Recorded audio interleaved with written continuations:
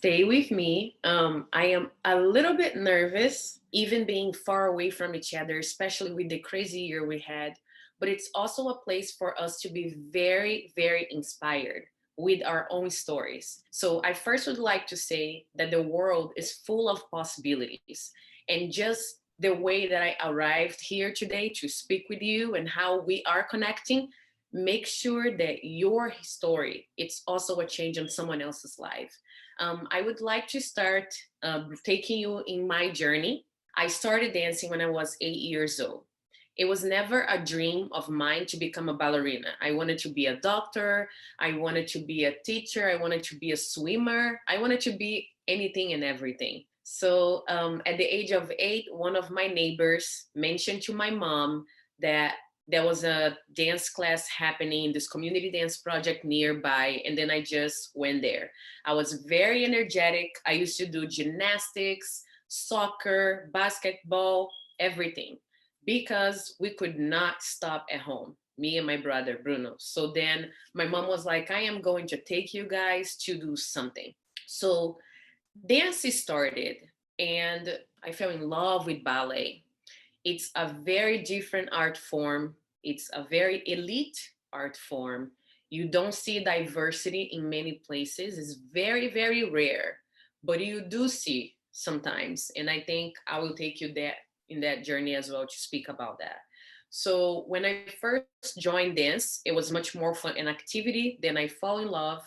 Then the dance community, I was part of it, Dançando Pra Não Dançar. It was founded in 1996 by a dance teacher who came to the favelas and wanted to bring a different perspective for the people who lived in the favelas. For those of you that don't know, the favelas in Brazil are a very common place where amazing people are from as well. Many of them sometimes doesn't have many opportunities, but once you do, you grab it like it's the last thing, and then you make the best of it.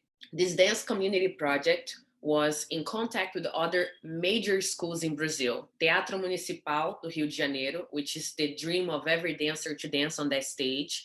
And also, I also got a scholarship to dance at Débora Coker School. And after that, I was able to go to Grupo Corpo. And that was one of my first experience in my pre-professional dance.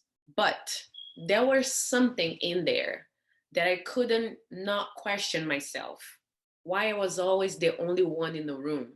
Every dance class, I would be the only person. Why there are many of me? I came back to Rio, and my teacher had a friend who came to watch class. Her name is Betania Gomes. She also mentioned to my other teacher, she's very talented. We should send a video of her to Dance Theater of Harlem. I did not know Dance Theater of Harlem existed then, and did not know that they would change my life. And I would change it too, coming to New York. So we sent the video. Arthur Mitchell at the time watched the video. He's the founder.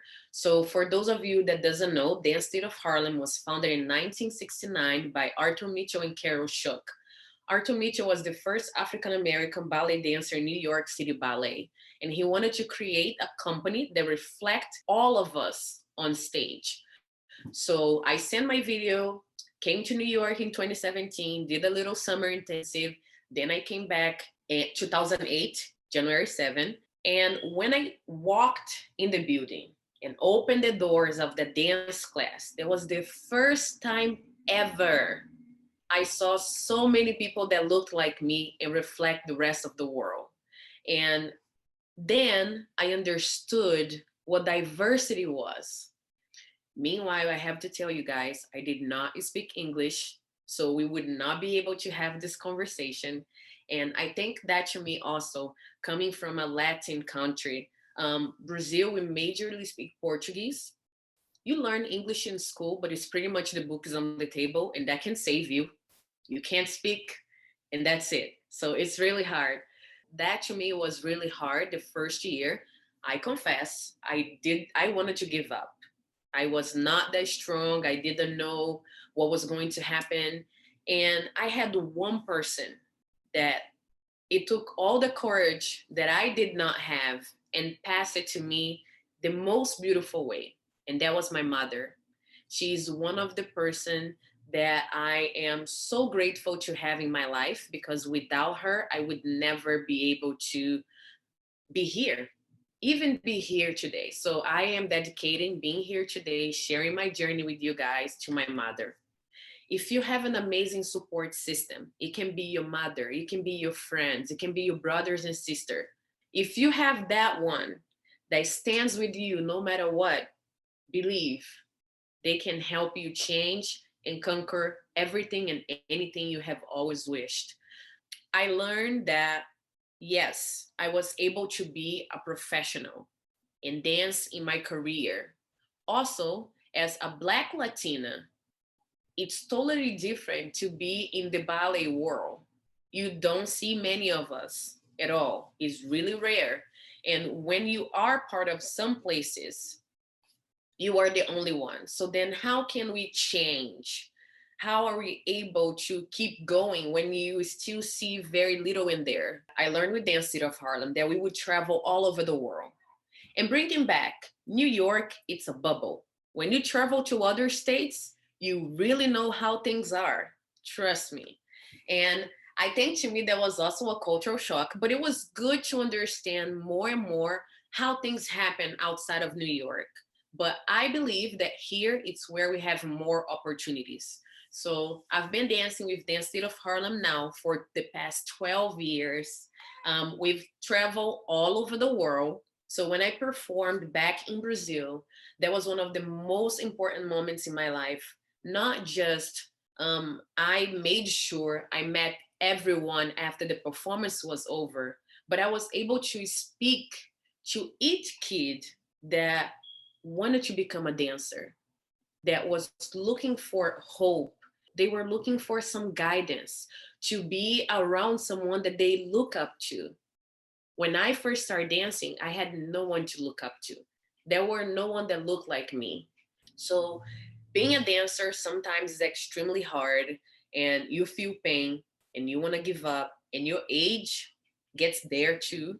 But I think it's also how you treat your body, how you think, how you eat, your support system, because even though when you become a professional, it's still very hard.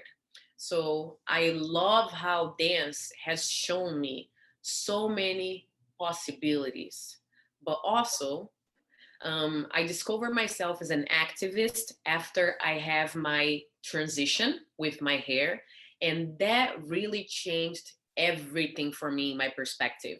In Brazil, we are so used to look like one thing. What do we usually see in magazine? Beautiful women, tall, long, blonde, straight hair. And this is not what the rest of the world looks like. We are all one of a kind and beautiful the way we are. As a kid, I've never remember seeing my hair natural.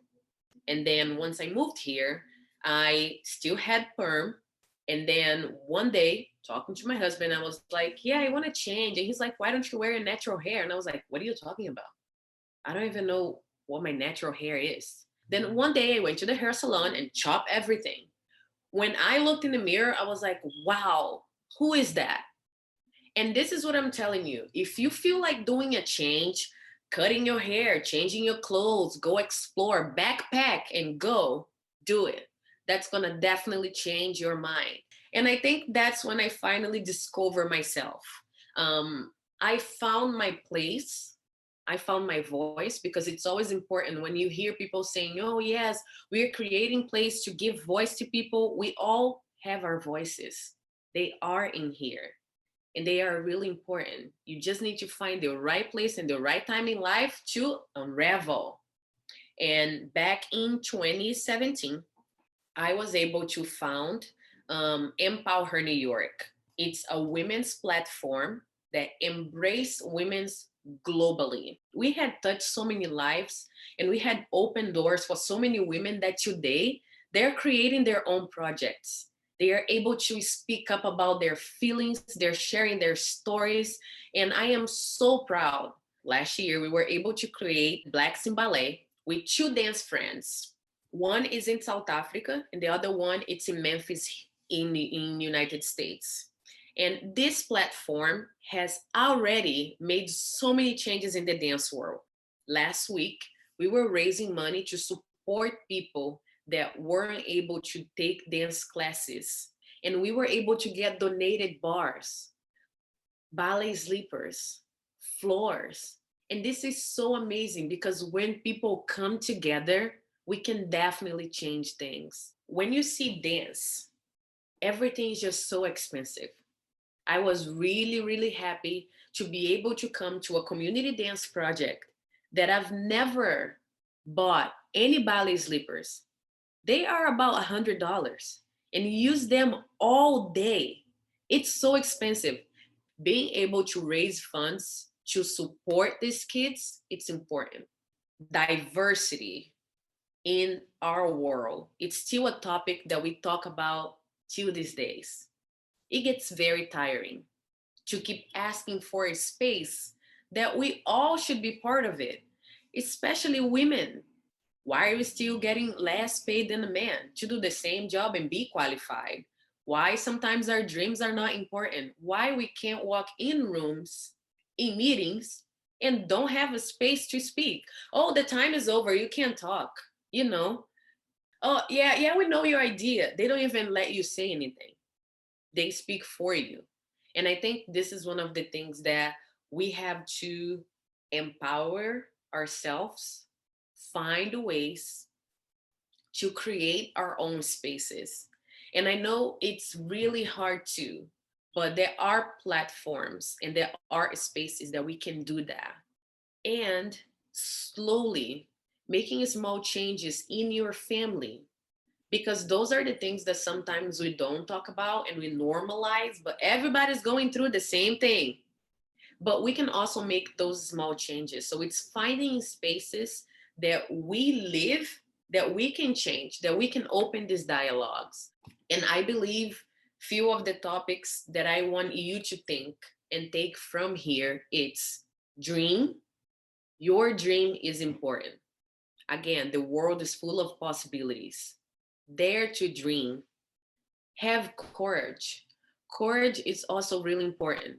Our worst enemy is ourselves. If you don't believe yourself, and I know that's very cliche when people say that, but that's the only thing that's gonna make you keep going. And also diversity. Even if you feel that you are weird, that your hair is different, that your body shape different, don't think of none of those things. This was created by society to sabotage our minds and don't make us reach the full potential that you can reach and achieve. You are your own person and you create your own identity. Don't ever let anyone tell you otherwise. And I think that's basically how I've been running my journey and living and being able to dare to dream every step, even with less. You can make little small changes here and there.